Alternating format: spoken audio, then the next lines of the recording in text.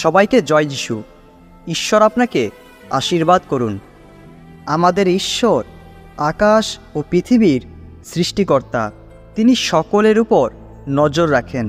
এই জন্য সেই ঈশ্বরের উপরে আমরা আশা রাখব এবং প্রার্থনা করব। ঈশ্বরের বাক্য বলে যে সব সময় প্রার্থনা করো, কারণ প্রার্থনায় মহাশক্তি রয়েছে। তাই আজ আমি আপনার সাথে প্রার্থনা করব। কিন্তু প্রার্থনা করার আগে আপনাকে বলতে চাই যে যখন আপনি প্রার্থনা করবেন তখন আপনি মহান বিশ্বাসের সাথে করবেন। সকল প্রার্থনার মধ্যে আশীর্বাদ রয়েছে।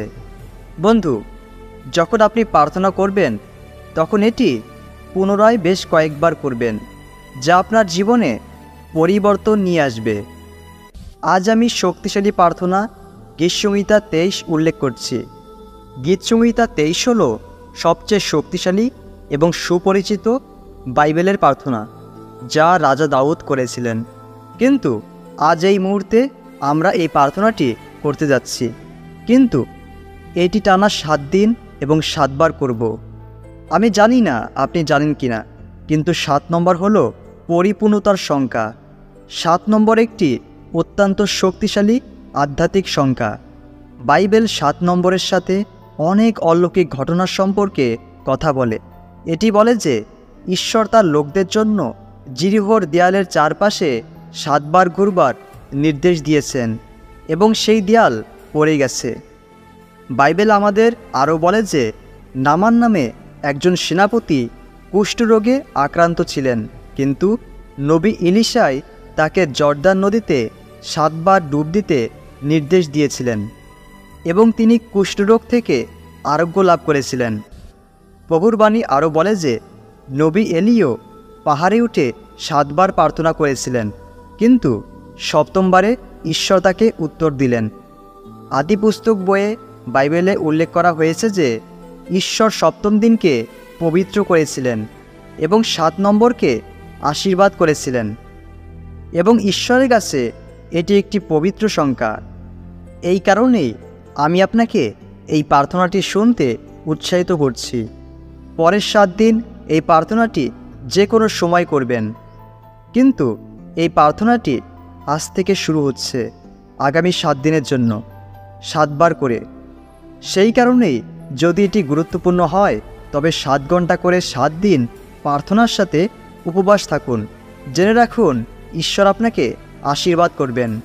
বন্ধু, যখনই আপনি অনুভব করবেন যে আপনি বিপদে আছেন বা পরীক্ষার মধ্যে আছেন, তখনই এই শক্তিশালী প্রার্থনা শুনুন এবং করুন। তাহলে দেখবেন ঈশ্বর তার দরজা আপনার জন্য খুলে দিয়েছেন।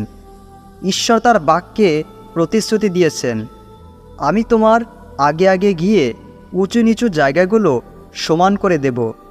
আমি ব্রোঞ্জের সব ফটক ভেঙে দেব আর লোহার আগলগুলো কেটে ফেলব। আমি তোমাকে অন্ধকার জায়গায় রাখা ধন সম্পদ আর লুকানো জায়গায় জমিয়ে রাখা ধন দেব, যাতে তুমি জানতে পারো যে আমি সদাপ্রভু ইসরায়েলের ঈশ্বর, যিনি তোমার নাম ধরে ডাকেন। বন্ধু, কমেন্ট বক্সে আপনার নাম লিখতে ভুলবেন না। আর আপনি যদি চ্যানেলটি সাবস্ক্রাইব করে না থাকেন তবে সাবস্ক্রাইব করে পাশের বেল বাটনটি অল করে দিন, যাতে পরবর্তী ভিডিও নোটিফিকেশন আপনার কাছে আসে। বন্ধু, এই চ্যানেলে আমি বাইবেলের আধ্যাত্মিক শিক্ষা এবং প্রার্থনার ভিডিও বানাই, যা প্রতিটি খ্রিস্টীয় বিশ্বাসীদের জন্য দরকারি এবং প্রয়োজনীয়। বন্ধু, যদি আপনি ভিডিওটি দেখছেন তাহলে যিশু নামে আপনাকে স্বাগতম জানাই। আসুন এখন আমরা গীতসংহিতা 23 মহান বিশ্বাসের সাথে প্রার্থনা করি, এবং আমি বিশ্বাস করি যে প্রভু আপনাকে আশীর্বাদযুক্ত করবেন এবং আপনার সমস্ত প্রয়োজন তিনি মিটাবেন।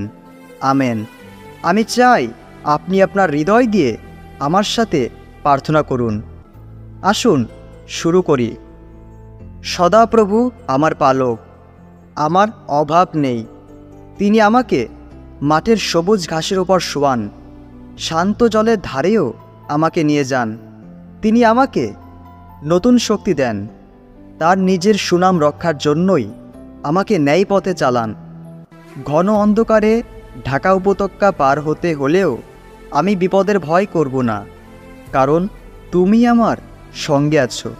তোমার মুগুর আর লাঠি দূর করে দেয় বিপদের ভয়। শত্রুদের মধ্যে তুমি আমার সামনে খাবারের সাজানো টেবিল রেখে থাকো। আমার মাথায় দাও তেল, আমার পেয়ালা উপচে পড়ে। আমি জানি সারা জীবন ধরে তোমার মঙ্গল ও অটল ভালোবাসা আমার পিছনে পিছনে ছুটে আসবে, আর আমি চিরকাল সদাপ্রভুর ঘরে বাস করব। আসুন প্রার্থনা করি।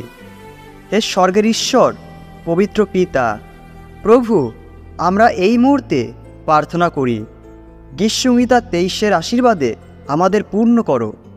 আমি এখন গীতসংহিতা 23-এর প্রার্থনায় ধ্যান করছি, যা তোমার অনুগ্রহ, প্রেম, সান্ত্বনা এবং আশা দান করবে। হে ঈশ্বর, তুমি আমার পালক। আমি ঘোষণা করছি যে আমার কোনো ভালো জিনিসের অভাব হবে না। হে প্রভু, এখন যে ব্যক্তি আমার সাথে প্রার্থনা করছে তাকে দয়া করো। যিশু নামে তোমার আশীর্বাদ তার জীবনে আসুক। তাদেরকে তুমি স্পর্শ করো, যেন তারা প্রতিটি কাজে আশীর্বাদযুক্ত হয়।